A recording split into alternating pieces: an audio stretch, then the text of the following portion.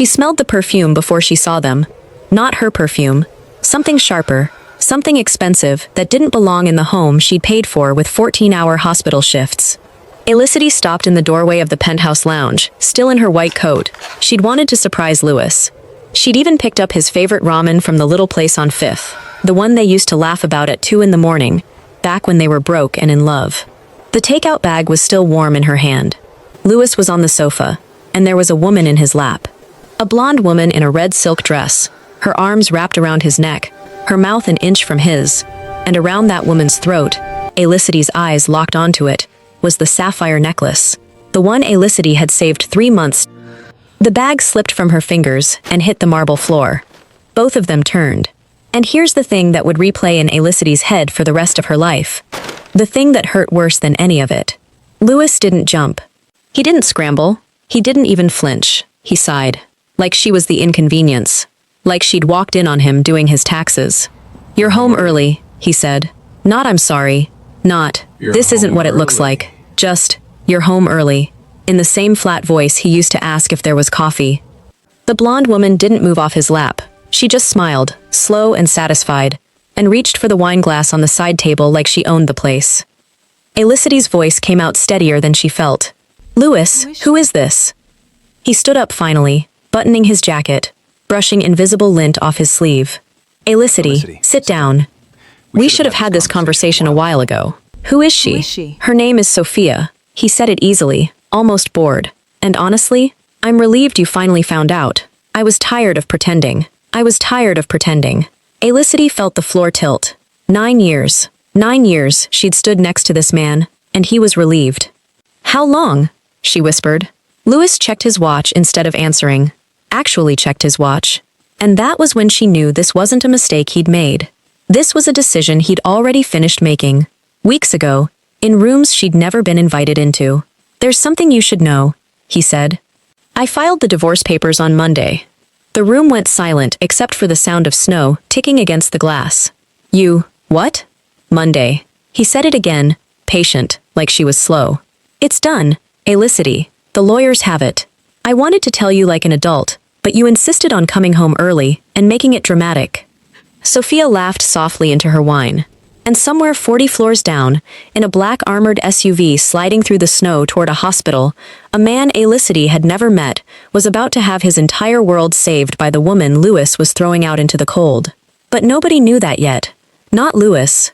Not Elicity. Not the mistress laughing on her sofa. Before we go 1 second further, because trust me, what happens in that snow is going to wreck you, do me one favor. If you've ever given everything to someone who gave you nothing back, hit that subscribe button and drop the word loyalty in the comments. I want to see how many of us are in this together. Because Elicity is about to find out that the people who abandon you have no idea who they just made you free to become. Now let's get back to it. To understand why this cuts so deep, you have to understand who Elicity was before Louis decided she was disposable.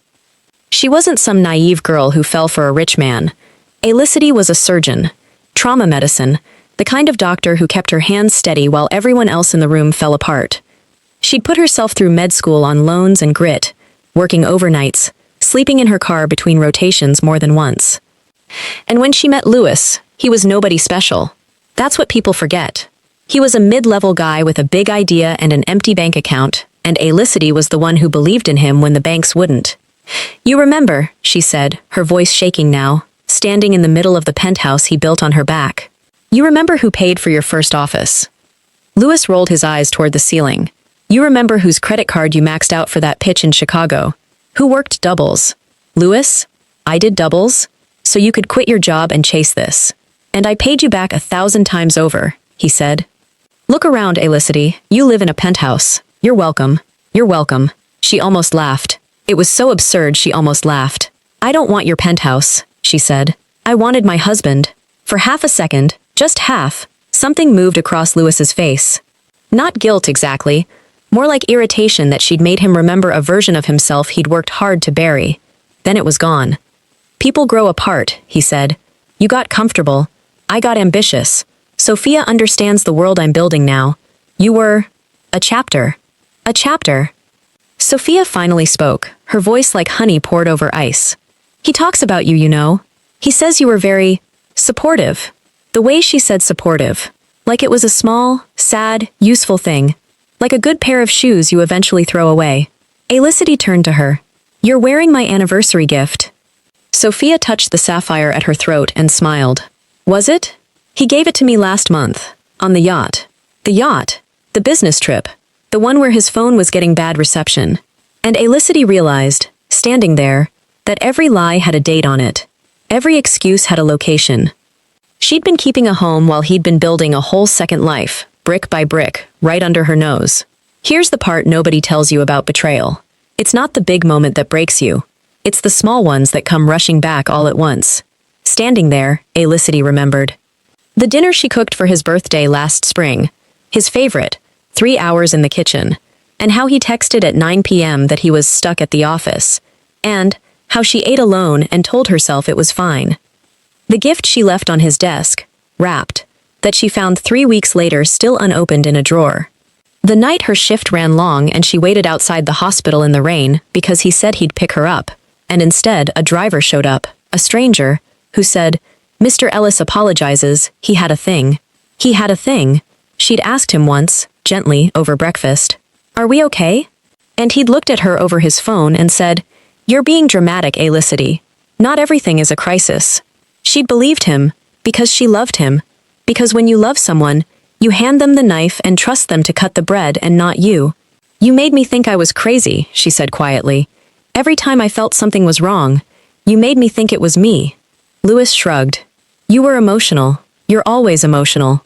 And that's when Alicity stopped feeling like she was going to fall apart. Because there's a specific kind of calm that comes over a person when they finally understand that the man they'd been apologizing to was never going to apologize back. She reached up, slid her wedding ring off her finger. 9 years, and it still left a pale band on her skin. She set it on the glass table between them. Keep it, she said. It'll match the necklace. She should have just walked out right then, but she made one mistake. She asked for time. Let me pack, she said. A few hours. I'll be gone by tonight. Louis checked his watch again. No, Louis. You'll go now. Sophia's family is coming for dinner. And frankly, this is uncomfortable for everyone. Uncomfortable for everyone. As if Alicity were the one who'd done something. And then Sophia did the cruelest thing Alicity had ever seen. She didn't scream. She didn't gloat. She stood up, walked over to the shelf, and started packing Alicity's things. Gently. Neatly. Folding. She took down the wedding photograph. Alicity in white, laughing. Louis's arm around her waist on a beach 9 years ago. And she wrapped it in tissue paper, like it was a museum piece, and set it in a box. She took Alicity's grandmother's teacup. Wrapped it. She took the spare white coat hanging by the door, the one with Alicity's name embroidered on the pocket, Dr. A. Baker, folded it into a perfect square, and placed it on top. That was the part that broke something loose in Alicity's chest. That a stranger's hands were folding the coat she'd earned with her own blood. You don't have to do that, Alicity said. I know, Sophia said sweetly. I just want you to have everything. So there's no reason to ever come back. And Louis, watching all of this, said the line that Alicity would carry with her like a splinter for a very long time. Don't make this uglier than it needs to be. He said that. The man with the mistress in his lap and his wife's necklace around her throat. Don't make this ugly. Alicity picked up the box. It wasn't heavy, 9 years of a marriage, and it fit in one box, and the box wasn't even heavy. Security will see you down, Louis said, already turning back towards Sophia, already done with her. The security guard wouldn't look at her. Big guy, kind face, clearly hated his job in that moment. He carried her suitcase into the elevator and pressed the button and stared at the floor. Dr. Baker, he mumbled. For what it's worth. It's okay, Marcus, she said. Because even now, even broken, she remembered his name. She'd stitched up his son's chin last winter for free. It's not your fault. The elevator dropped 40 floors in silence. At the bottom, the doorman held the door. Snow was blowing sideways under the awning now. The temperature had crashed while she was upstairs, learning her whole life was a lie. Marcus set her suitcase on the curb. You want me to call you a car? I've got it. She didn't have it. But she wasn't about to fall apart in front of the building where Sophia was probably watching from the 40th floor. So Felicity Baker picked up the handle of her suitcase, pulled her thin white coat tighter around her scrubs, and walked out into the snow. And behind her, the glass doors slid shut with a soft, final hiss. Louis thought he'd just closed the door on the past. He had no idea he'd just opened one. The city didn't care that her heart was broken. The snow came down in fat, wet clumps, soaking through her coat in minutes. Her scrubs stuck to her legs. Her braids froze at the tips. She raised her hand for a cab and one slid right past her, wipers flailing. Another slowed. She felt a flicker of hope. Then the driver saw the snow piling on the road, shook his head, and pulled away. It's fine, she told herself out loud. Because talking out loud was the only way to keep the panic down. You've slept in worse. You've done worse. It's fine. She pulled out her phone. 12% battery. Cold kills batteries fast. She scrolled. Who do you call when your whole life just ended? Her mother had passed 2 years ago. Her closest friend from residency had moved to Seattle. Her sister, they hadn't spoken since a fight about, of all things, Louis. She dialed her sister anyway. It rang, and went to voicemail. She didn't leave a message. What would she even say? 8%. She started walking. The suitcase wheels caught in the slush, dragging like an anchor. 2 blocks. 3. The wind picked up and drove needles of ice into her face. And then one wheel hit a crack in the sidewalk and snapped clean off. The suitcase pitched sideways. Felicity stumbled, went down onto one knee in the freezing gray slush, her palms slapping the ground. The box tipped.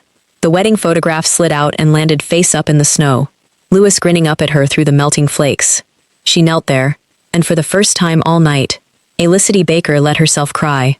Not pretty crying. The ugly kind. The kind that shakes your whole body. She was 34 years old. She was a surgeon. She was on her knees in the snow with a broken suitcase and a wedding photo and 8% battery, and nobody was coming. Nobody was coming. And then, over the wind, she heard it. Tires screaming. She looked up just in time to see it happen. A black SUV, big, armored, the kind of vehicle that costs a fortune and stops bullets, hit a patch of black ice at the intersection half a block up. The back end swung out. The driver overcorrected, and the whole thing slid, almost graceful, up over the curb and slammed into a concrete pillar with a sound like a bomb. Glass, steam, silence. For a second, the whole street froze. Then people came out of the coffee shop on the corner, out of the deli, phones already up, filming. Yo, is that? Somebody call 911. Bro, I already got it, I'm live. Nobody moved toward the car. That's the thing about a crowd. Everybody watches. Nobody moves. The vehicle was crushed on one side, the airbags deployed, and through the fogged glass you could just make out a shape slumped against the window, not moving. It could blow up, somebody said. Don't touch it, it could blow up.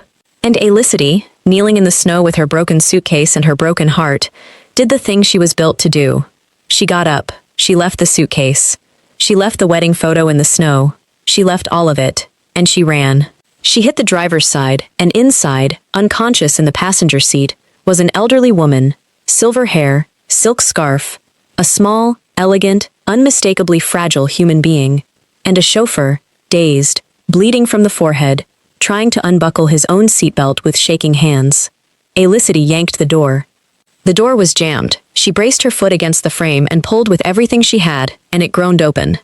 "Ma'am," she said, leaning in, her voice instantly different, calm, low, certain. This was the voice that had talked dying people back from the edge more times than she could count.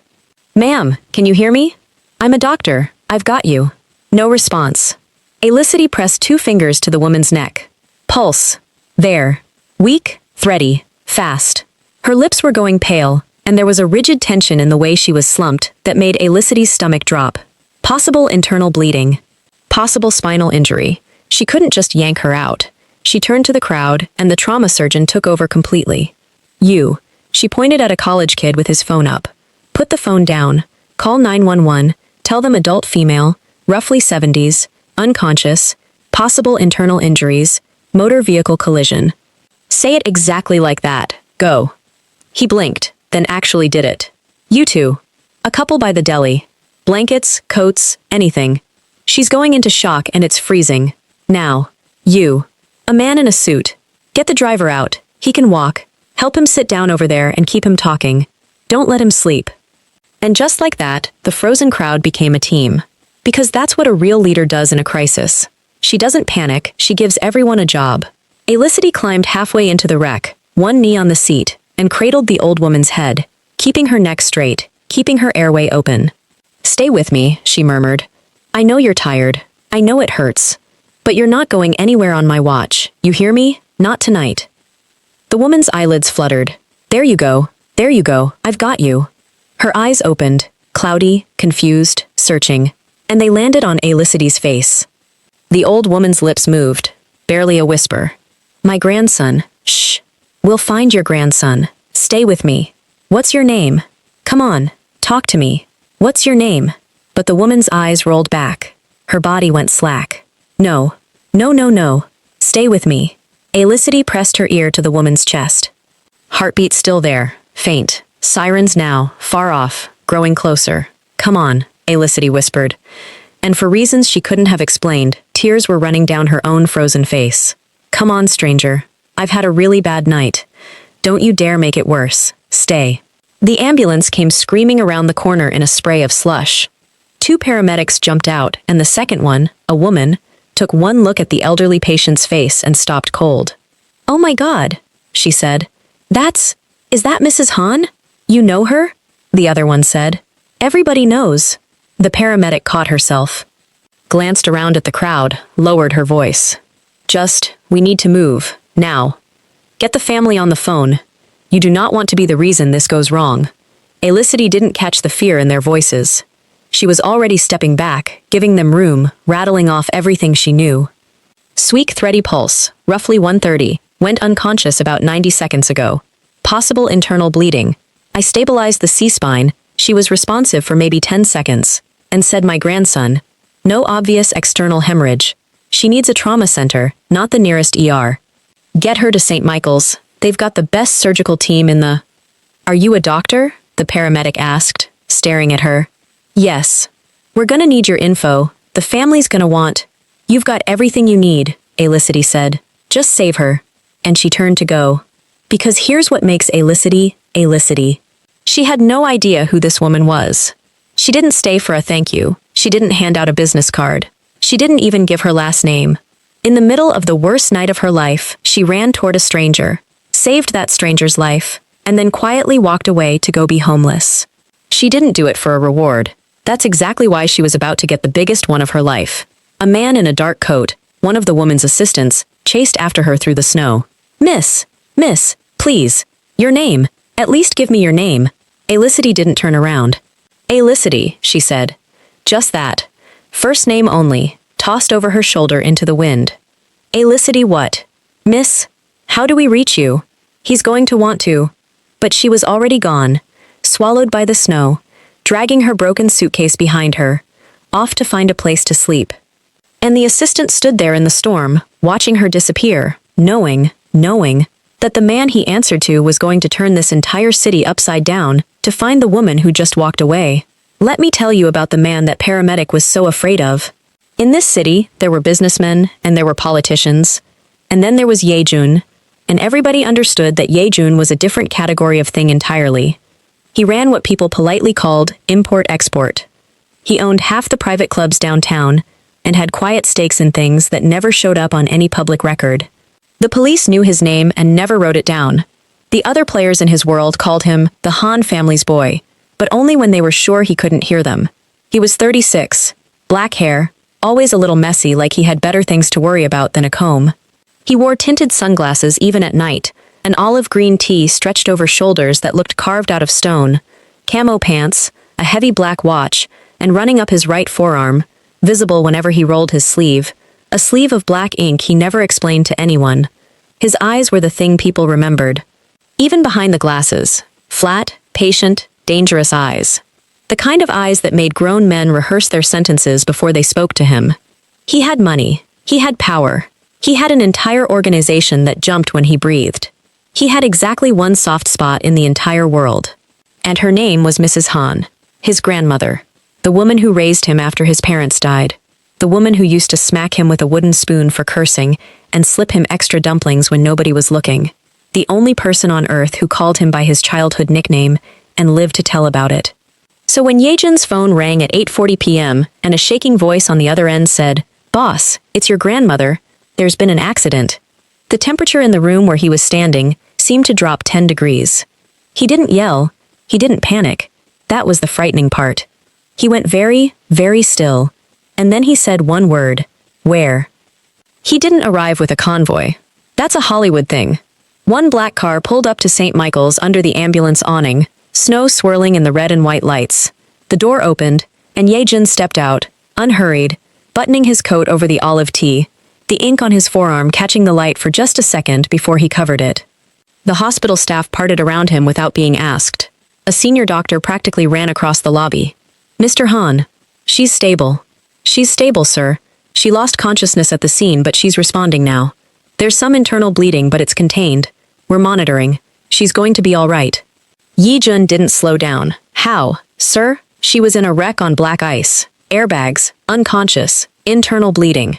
How is she stable?" He said it flat, still walking. "Somebody kept her alive before you people got her." "Who?"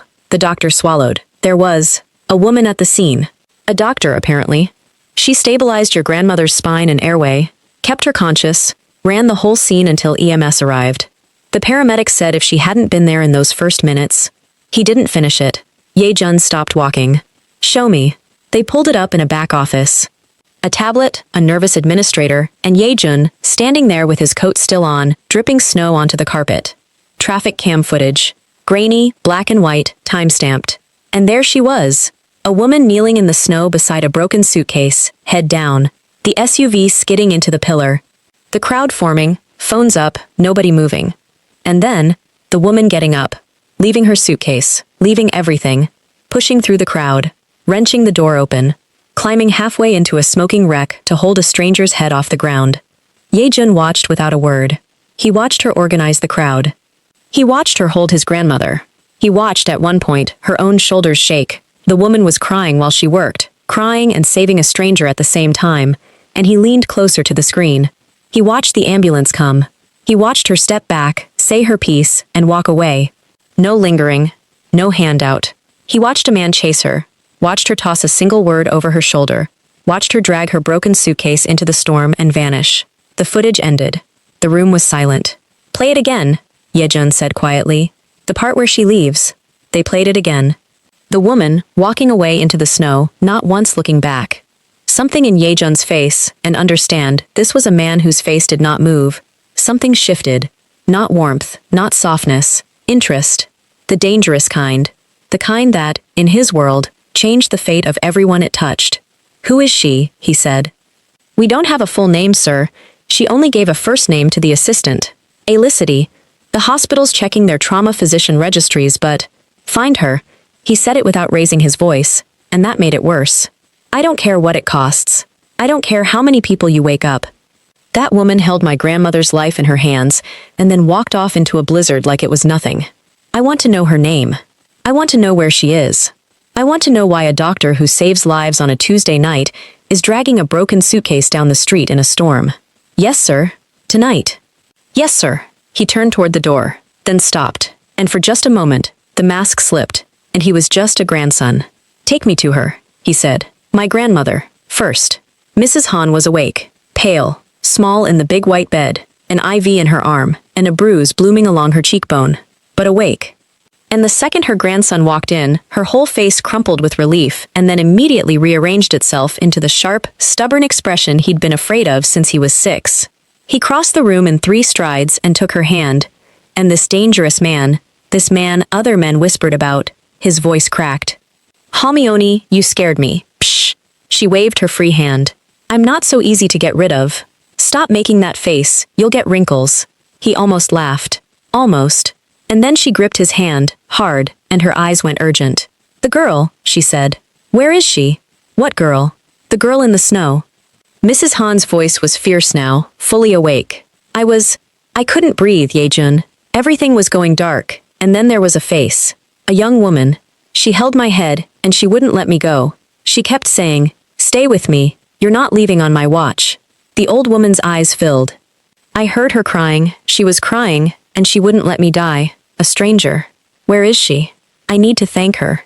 I need to see her face when I'm not dying. I want to see her. Yi Jun stood very still, holding his grandmother's hand. We're going to find her, Halmione, he said softly. I promise you we're going to find her. And he meant it more than he'd meant almost anything in his life.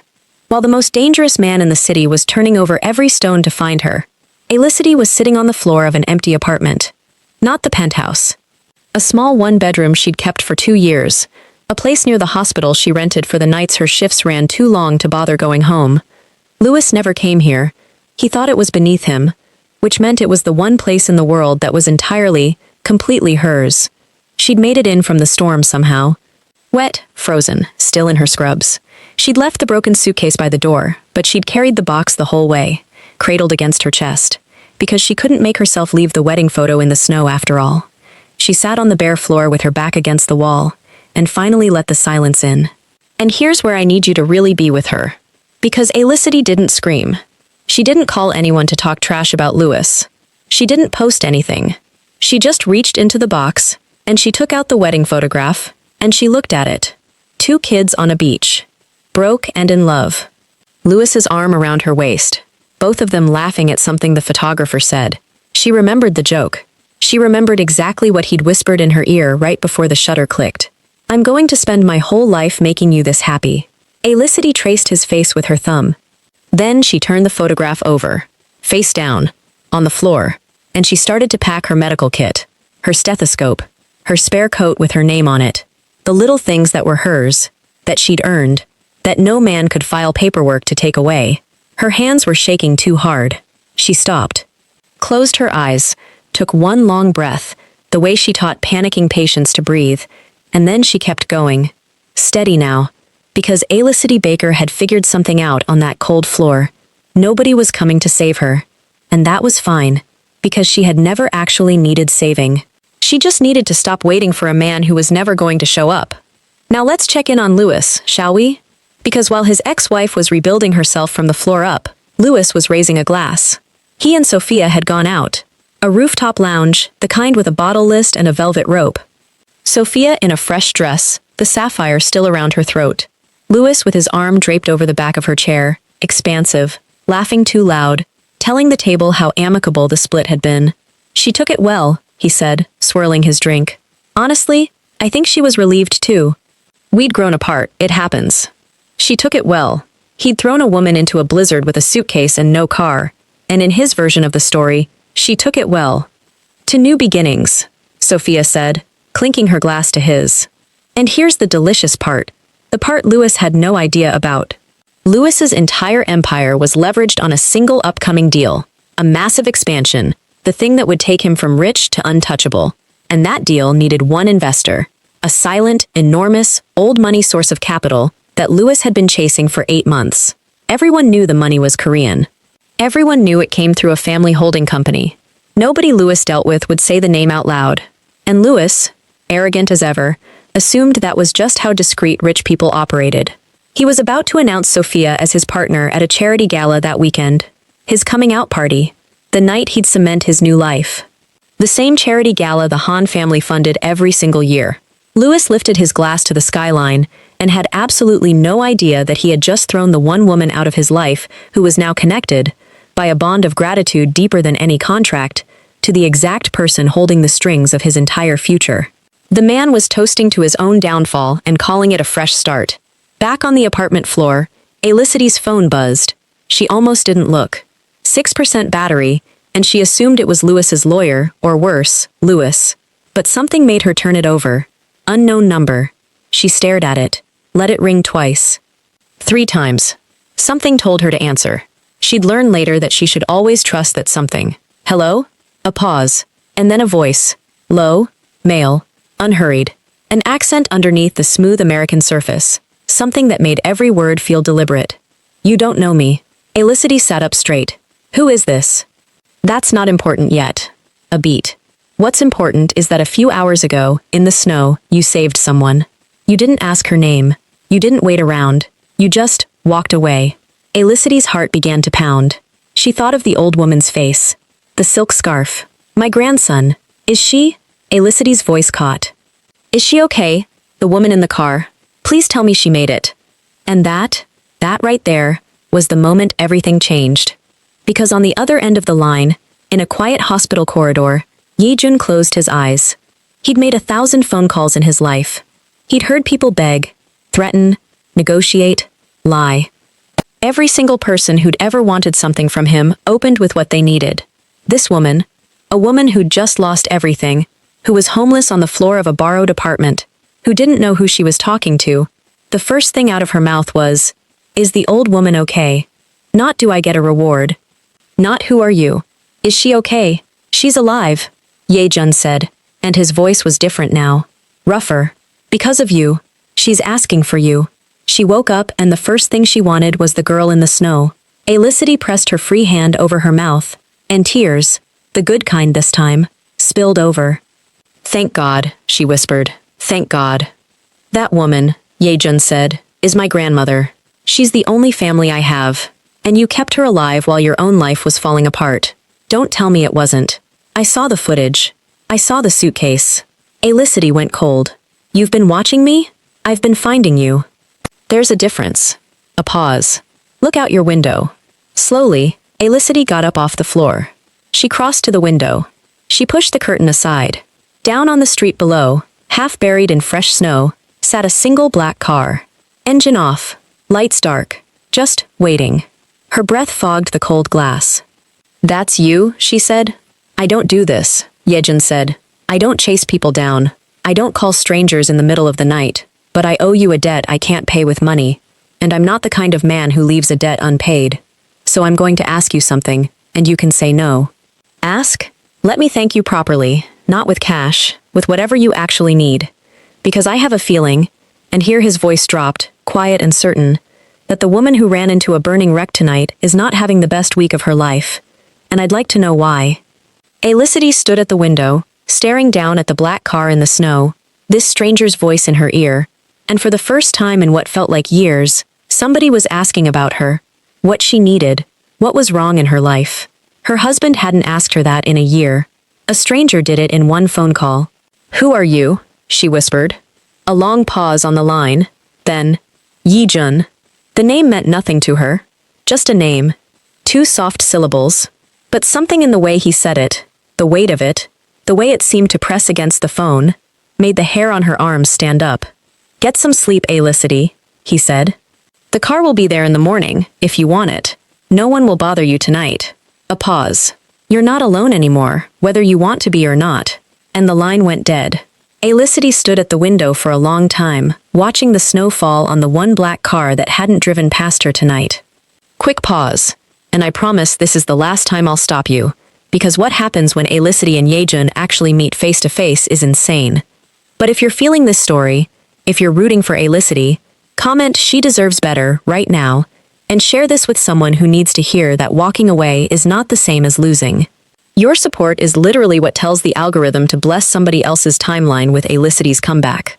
Okay, back in. The next morning, the snow had stopped. Elicity stood at her window with a cup of cheap instant coffee, wearing an oversized cream sweatshirt and her braids pulled back, and the black car was still there. It had been there all night.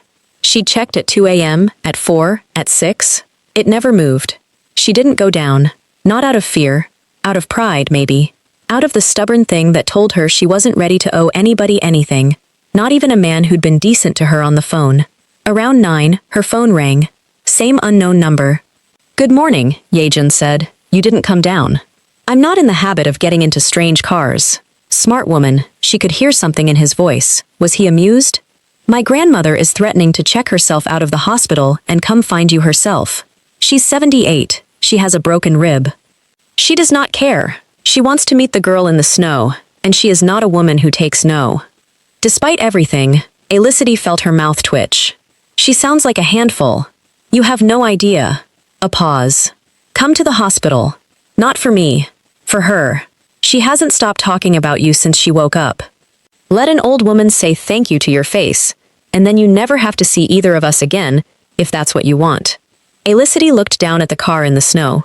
"Fine," she said. "For her." The hospital hallway smelled like antiseptic and cold coffee, the smell of Elicity's whole adult life. She hesitated outside room 402, suddenly aware of how she looked. The oversized sweatshirt, the tired eyes, the braids she hadn't redone. She almost turned around. Then the door opened, and a man stepped out, and Elicity's brain short-circuited a little. Because this was Ye Jun. He was taller than she'd imagined. The olive tea, the ink running up his forearm, the dark sunglasses pushed up into messy black hair now so she could see his eyes, and his eyes were exactly as dangerous as everyone said, flat and dark and steady, except for one thing. They weren't dangerous when they looked at her. They just looked. Like he was reading a book he'd been trying to find for a long time. Elicity, he said. Not a question. Yijun, she said, because two could play the flat voice game. The corner of his mouth moved. Almost a smile. She's been asking for you all morning. Fair warning, she cries easily, and she'll pretend she doesn't. He held the door open. And inside, propped up on a mountain of pillows, was the old woman from the snow. Awake, alive, silver hair brushed, sharp eyes finding Elicity's face immediately. For a second, neither of them said anything. Then Mrs. Han's face crumpled, exactly the way her grandson had warned, and she held out both hands. You, she said, her voice thick. It's you, I'd know that face anywhere. You held my head, you wouldn't let me go. Elicity crossed the room without thinking, and took the old woman's hands, and to her own surprise, her own eyes flooded. You gave me a real scare, Elicity said softly, slipping into the gentle doctor voice. You weren't supposed to make it that hard. Mrs. Han laughed, and immediately winced at her rib, and laughed again anyway. Sit down. Yejun, get her a chair. Get her tea. Why is she standing? Sit. Elicity sat. And from the doorway, arms crossed, Yejun watched the two most important encounters of his week collide. The grandmother who raised him, and the stranger who saved her.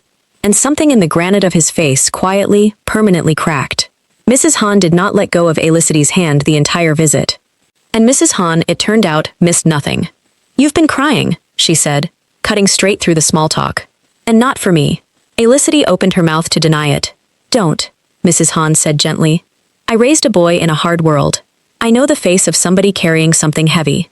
Who hurt you, child? And maybe it was the exhaustion, or the kindness, or the fact that this fierce little woman was holding her hand like a grandmother should, but Elicity, who hadn't told a soul, felt the truth rise up. My husband, she said quietly. Ex-husband. I found out last night that there was someone else. He'd already filed for divorce. He put me out during the storm. She stared at the blanket. That's why I had the suitcase. That's why I was in the snow.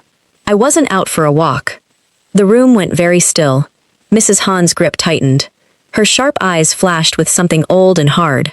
He put you out, in that storm. It's fine. I'm okay. I have a place. It is not fine, Mrs. Han said, and there was iron in it now. You, on the worst night of your life, you stopped for a stranger. She turned her head slowly toward the doorway. Yi Jun, did you hear that? From the door, in a voice so calm it was frightening, Yejun said, I heard it. Elicity glanced up at him, and whatever softness had been in his eyes when he looked at her was gone now, replaced by something cold and focused and absolutely still, the way the air goes still before a storm. What's his name? Yejun said. It wasn't really a question. It doesn't matter, Elicity said quickly. I'm not here to cause anyone problems. I don't want anything from him. Or from either of you. I really don't. Mrs. Han and Yejun exchanged a look. A long one. It's the kind of look family shares when they've already decided something and are just confirming it silently. She doesn't want anything, Mrs. Han said to her grandson. I noticed, Yejun said. That, the old woman said, patting Elicity's hand, is exactly why she's going to get everything. Elicity stood to leave. She'd stayed longer than she meant to. She'd laughed more than she'd expected to. And she needed to figure out her actual life. A place to live. The divorce. What came next? I should go, she said. Mrs. Han, I'm so glad you're okay. Truly. You'll come back tomorrow, Mrs. Han said. Not a request. Elicity hesitated. She will, Yejun said. I'll make sure of it. Elicity turned to him in the hallway as she left, keeping her voice low. I appreciate everything, she said. The car, the call, all of it. But I need you to hear me. I just got out of a marriage where a man decided what was best for me and made me feel small for wanting anything else. I won't walk out of that and straight into being somebody's project. I don't need to be rescued. Ye-jun was quiet for a moment. Then he nodded, slowly, like she'd said something he respected. Good, he said. Good? I don't rescue people, he said. In my experience, the people worth knowing rescue themselves. I just don't like watching them do it alone in a snowstorm. He slid his sunglasses back down. I'm not offering to save you, Alicity. I'm offering to get out of the way while you save yourself.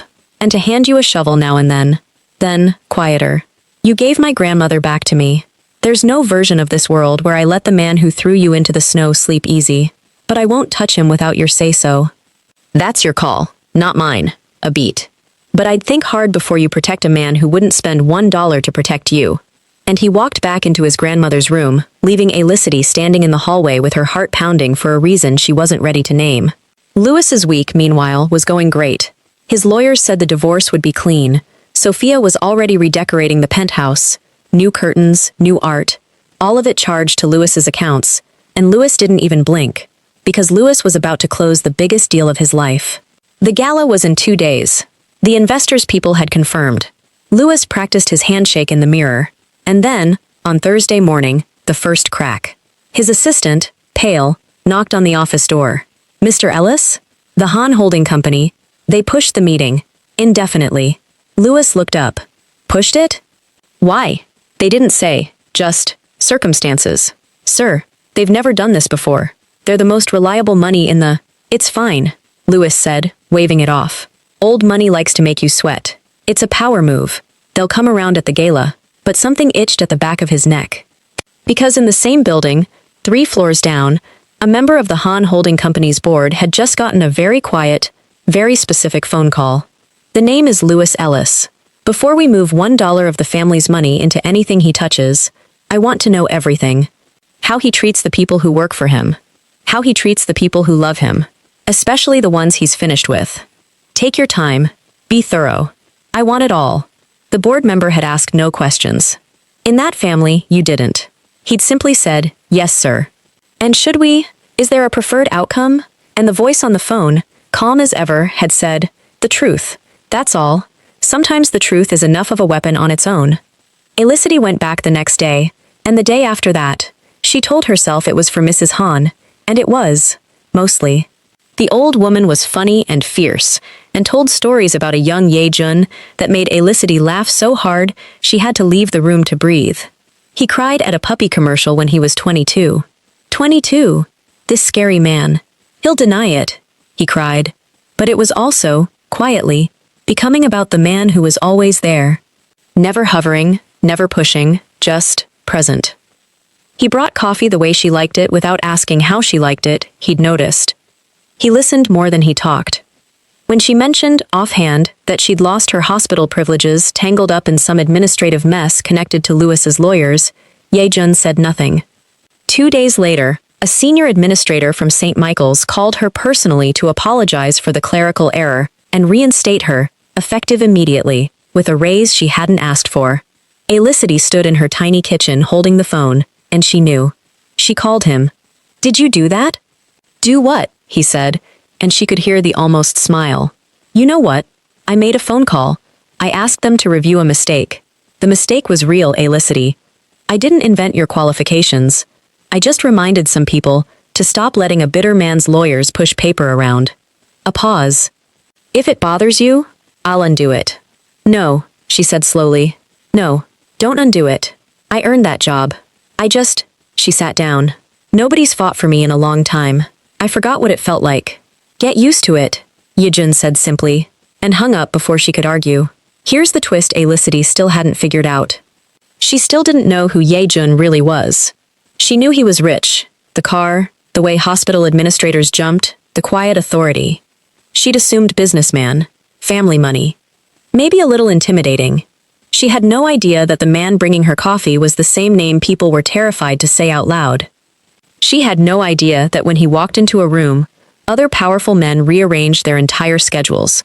She had no idea that the phone call he'd made to fix her job had traveled down a chain of people who did not, under any circumstances, say no to Ye-jun. She was falling, slowly, carefully, against her own better judgment, for a man whose world she couldn't yet see. And Ye-jun knew it. And Ye-jun was afraid of exactly one thing in the entire world now, And it wasn't rival organizations or the police. It was the moment Elicity found out what he was, and looked at him differently. "You have to tell her," Mrs. Han said one evening, home now from the hospital, watching her grandson stare at his phone with an expression she'd never seen on him before. "Tell her what?" Ye-jun said. "Don't play stupid with me. I changed your diapers. Tell her who you are. Before she finds out some other way. A woman who's just been lied to for a year. You think she'll forgive a man who let her believe a smaller version of the truth?" Ye-jun was silent. "You're afraid," Mrs. Han said, wonder in her voice. "My grandson. Afraid of a doctor in a sweatshirt." "She looks at me like I'm a normal person, Halmione," he said quietly. "Do you know how long it's been since anyone looked at me like that?" The old woman's face softened. She reached over and took his hand. "Then be worthy of that look," she said. By telling her the truth. Louis's gala arrived. He'd spared no expense. Ballroom downtown, ice sculptures, a string quartet, 300 of the city's most important people. Sophia on his arm in a gown that made everyone turn, the sapphire necklace catching every light in the room. Tonight was the night. The Han money would materialize. The deal would move. And Louis would be untouchable. He worked the room like the king he believed he was. Handshakes, laughter, promises. He introduced Sophia as the future Mrs. Ellis to a dozen people who smiled thinly and said congratulations. He kept glancing at the door, waiting for the Han representatives. His whole future walked through that door. And around 9 p.m., the door opened. But it wasn't a representative. It was Ye-jun. He walked in wearing black, the only concession he made to formality. The ink still visible at his wrist, his eyes sweeping the room once, cataloging every exit, every face, the way he always did. The temperature of the party changed. Conversations faltered. People who knew exactly who he was went very quiet. People who didn't asked, in whispers, "Who is that?" and got answered with wide eyes and a shake of the head. Louis didn't know his face. Louis only saw a well-built man in black who'd walked in like he owned the building. But Louis's business partner, standing beside him, drink frozen halfway to his mouth, did know.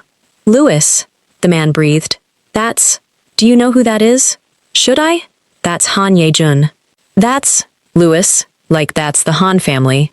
That's the money. That's your investors." The man swallowed. "That is your investor. That's the man himself. What is he doing here?" Louis's entire face lit up. His investor. In the flesh. He'd come to the gala. This was even better than Louis had hoped. He straightened his jacket, plastered on his best smile, and started across the room, hand already extended, the most important handshake of his life seconds away. He had no idea he was walking toward a cliff. Because Ye-jun wasn't alone. The door opened again behind him, and a woman stepped through, and the entire room seemed to inhale. She wore deep emerald green, floor-length, elegant. Her long braids were swept over one shoulder, small gold hoops at her ears, a quiet gold pendant at her throat. She held her head high, not like she was performing confidence, but like she'd simply stopped apologizing for taking up space. It was Elicity. Ye-jun had asked her to come. "Just come, trust me one night." And Mrs. Han had insisted, had picked out the dress herself, had said you'll want to be there for this, child, believe me. Elicity didn't know whose gala it was. She'd only just arrived. She was scanning the beautiful room, a little overwhelmed, when her eyes landed on a face across the ballroom. Louis's face, mid-stride, hand extended toward Ye-jun, smile faltering. Because Louis had just seen his wife, his discarded, thrown into the snow, took it well wife, walk into the most important night of his life, on the arm of the most powerful man in the city. Louis stopped dead. The handshake died in the air. And Elicity, putting it together in real time, her eyes going from Louis's stunned face to Sophia's paling one, to the way the entire room was staring at the man beside her, turned slowly to Ye-jun. "Whose party is this?" she said quietly. Ye-jun met her eyes, and for once, he didn't dodge. "His," he said, nodding toward Louis. "Your ex-husband's. He's been chasing my family's money for 8 months. Tonight was supposed to be the night I gave it to him." A pause. "It isn't going to be." Elicity's breath caught. "You're the investor. You're the pieces slammed together. The car, the hospital jumping, the phone call, the fear on everyone's faces. Ye-jun, who are you, really?" He held her gaze, and for the first time, she saw something almost vulnerable in those dangerous eyes. "Somebody who should have told you 3 weeks ago," he said. And I will. Everything. Tonight, after this. No more small versions. He glanced toward Louis, who was still frozen across the room. But first, this is your call, not mine. I told you I wouldn't touch him without your word. He turned back to her, completely serious. So, what do you want to do? Here's what Louis expected. He expected Alicity to gloat, to march over, to throw a drink, to scream, to make a scene, to give him the satisfying, containable, dismissible image of a bitter ex-wife losing her composure in public. That's the woman he'd invented in his head. The dramatic one. The emotional one. That's not who walked toward him. Alicity crossed the ballroom slowly, calmly, 300 pairs of eyes on her, and stopped in front of Louis and Sophia. She wasn't shaking. She looked peaceful, and that terrified Louis more than any scene could have. Alicity, Louis said, forcing a laugh, lowering his voice. How do you even know him? You can't be here. This is a private... Hi, Louis, she said quietly. Then she looked at Sophia, at the sapphire necklace. Hi, Sophia. It looks nice on you. It really does. Sophia didn't say anything. Sophia had finally figured out where the wind was blowing, and she'd gone the color of the tablecloth. That night, Alicity said, still calm. When you put me out in the storm, do you remember what you said to me? Louis's jaw worked. Alicity, you said, don't make this uglier than it needs to be. She tilted her head. So I won't. I'm not going to yell. I'm not going to make a scene. That's not why I'm here. She glanced back at Ye-jun, then to Louis. I'm here because his grandmother wanted to meet me. The woman I found in the snow, 40 minutes after you locked me out. I didn't know who she was. I just knew she was dying, and that mattered more than my bad night. She let that sit. Funny how that works. The night you decided I was worthless was the night I turned out to be the most important person in this whole room's world. The silence around them was absolute. I don't want your money, Louis, she said. I don't want your penthouse or your name or your apology. You don't have one anyway. I just wanted you to see me. Standing up, not in the snow. A small, sad smile. That's all. That's the whole thing. Goodbye, Louis. And she turned to walk away. That should have been the end of it. Clean, graceful. The bigger person. But Louis, arrogant, panicking Louis, watching his empire evaporate in real time, made one final, fatal mistake. He grabbed her arm. You set me up, he hissed, loud enough for the room. You did this on purpose. You crawled into his bed to... He never finished the sentence. Because a hand closed over Louis's wrist. Not violently. That was the thing. Ye-jun hadn't crossed the room in a fury. He'd crossed it slowly, and now he simply held Louis's wrist in a grip that didn't move, didn't tremble, didn't need to. Louis's fingers went white, then loosened, then let go of Alicity's arm entirely. Ye-jun removed Louis's hand from his ex-wife, the way you'd remove a bug from a table. Don't, Ye-jun said. Just that. One word, quiet. And Louis felt his blood turn to ice water. For the first time, Louis really looked at the man. At the flat, patient, dangerous eyes. At the ink at his wrist. At the way 300 powerful people had gone silent and taken one collective step back. And Louis finally, fully understood what he'd done. You, Ye-jun said, still holding his gaze, have been asking my family for money for 8 months. And I was actually going to give it to you. Do you know why the meeting got pushed? He leaned in, just slightly. Because 3 weeks ago, on a night with a bad storm, this woman, the one you just grabbed, the one you threw into the snow, knelt in the middle of the street and kept my grandmother breathing until the ambulance came. She didn't know who my grandmother was. She'd just lost everything you took from her. And she still stopped. Louis's mouth opened. Nothing came out. So no, Ye-jun said. You're not getting the money.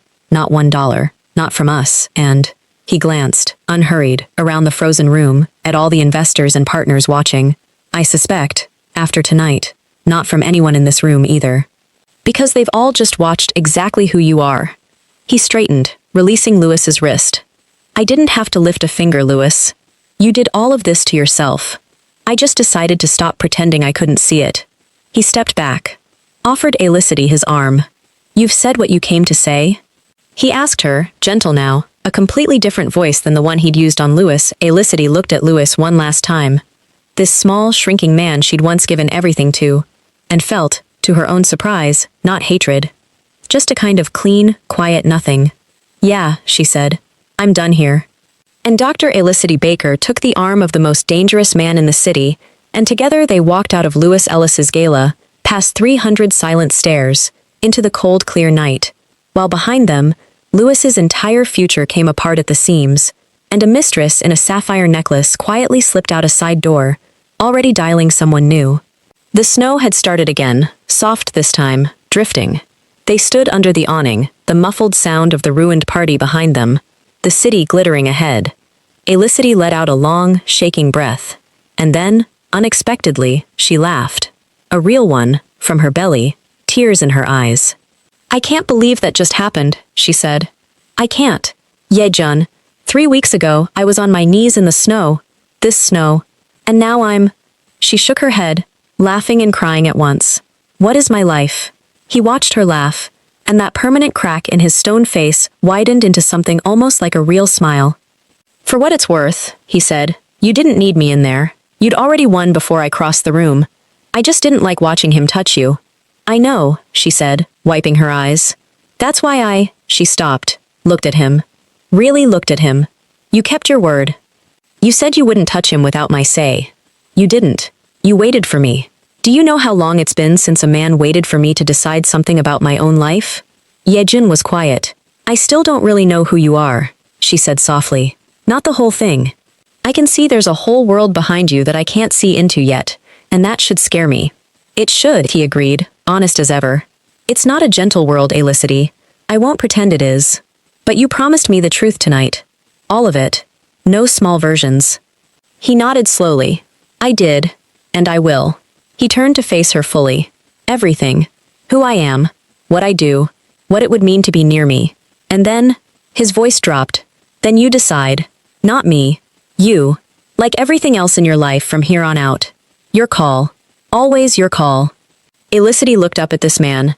Dangerous, gentle, terrifying to everyone but her, standing in the falling snow that had once tried to bury her, offering her the one thing Lewis never had, a choice. Okay, she said. Then tell me. All of it. A pause. And then, with the ghost of a smile, but buy me dinner first. I saved your grandmother's life. Least you can do is feed me. And Ye-jun, the man an entire city feared, actually laughed. Out loud. The kind his grandmother swore he only did at puppy commercials. Deal, he said. You want to know what happened to everyone? Here's what happened. Lewis's deal died that night, and it took the rest of his empire down like dominoes.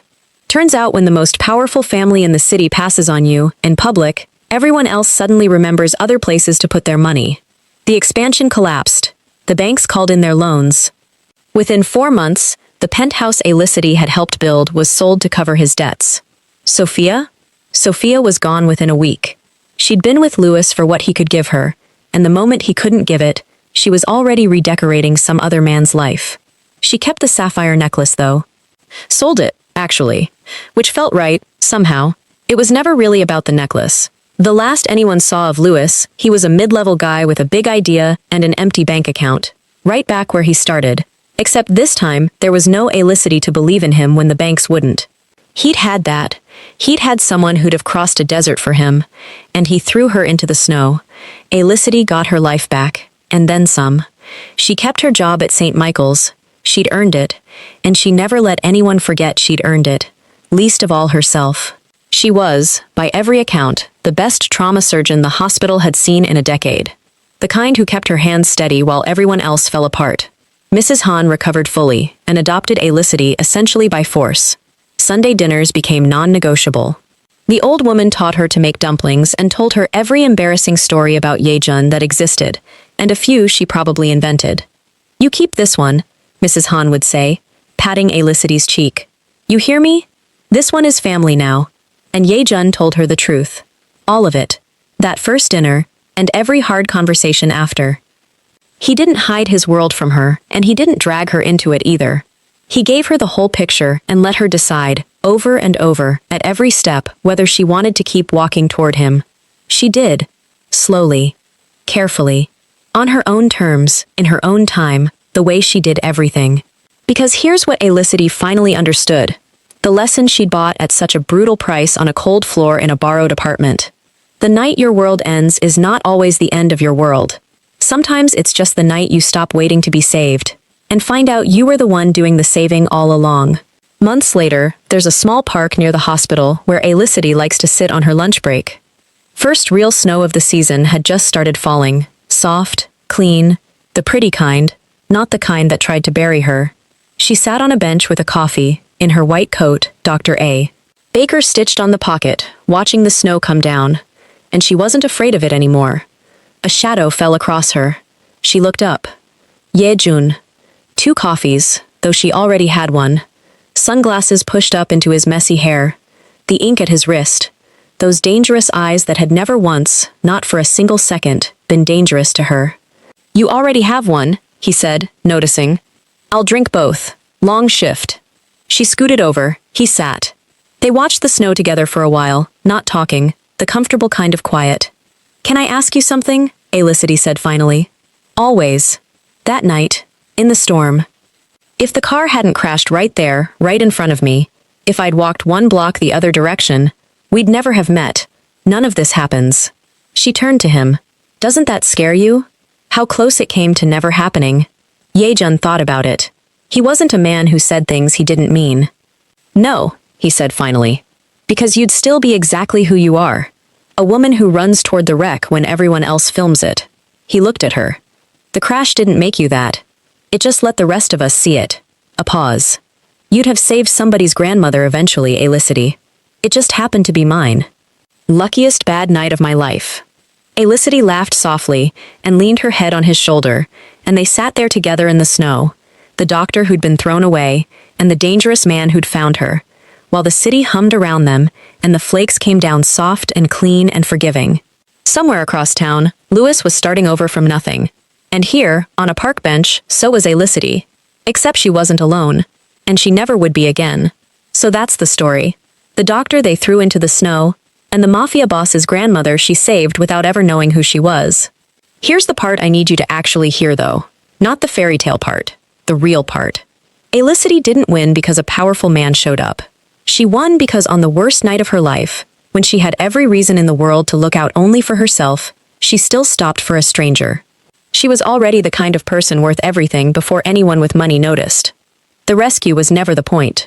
She was the point. Sometimes the people who abandon you are doing you the biggest favor of your life. They're not taking your future. They're clearing the way for it. They just don't know it yet. So if you're watching this on your own worst night, if somebody just made you feel small, disposable, like a chapter they were done reading, I need you to remember Felicity on that floor, turning the photograph face down, and getting back up anyway. Nobody's coming to save you, and that's the best news you'll ever get, because it means you were never as helpless as they made you feel. If this story moved you, comment snow below so I know you made it to the end. And tell me, have you ever had your own worst night turn into your best beginning? I read every single one. Subscribe if you're not already, because the next story is even bigger. And go be somebody's stranger in the snow this week. I'll see you in the next one.